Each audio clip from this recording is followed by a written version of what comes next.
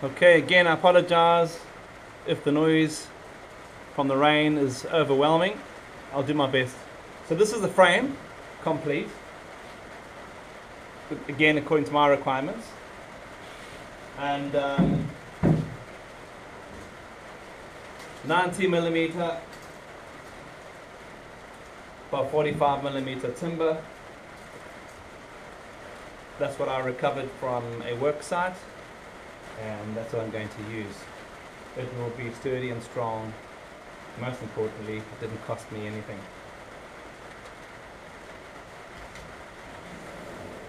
I've used coach screws in the ends. They were 75mm long. Probably should have gone 100 mils, and I used a 6mm coach screw. Should have been an 8 or 10mm by 100. And I felt that the thread started to strip. However, I have also added two 50mm screws in the opposite direction at an angle, pulling that together as well. So you've got the two coach screws and the two screws from that end. Once the top has been placed on and screwed all the way around, it's going to hold these together as well. So it'll become a complete structure. Alright, legs, and same timber. As I say, they'll be on the inside and they'll be folding upwards.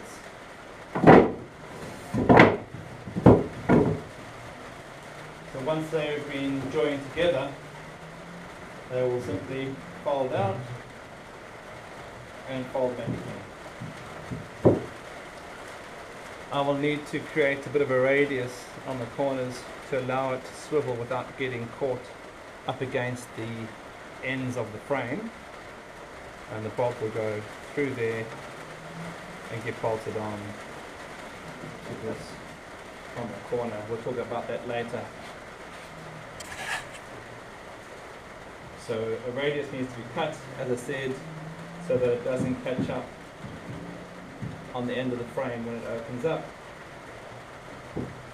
Not sure if you're getting all this.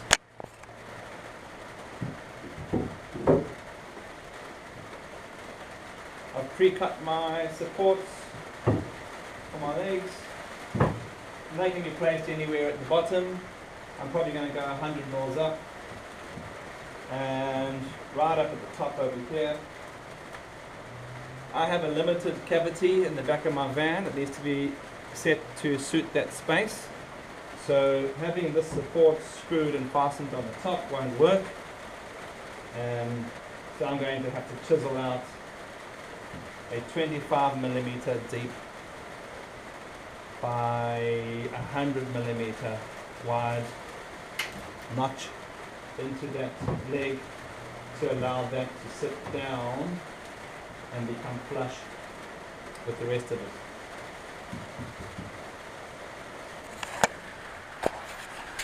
There it is. The legs will pivot upwards,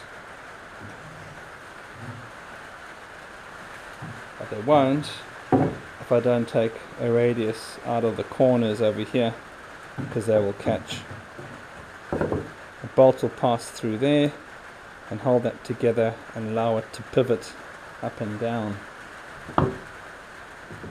That is going to be notched out and set in flush on both ends, there and there, because I'm limited with the space that this is going to be put into in the back of the van.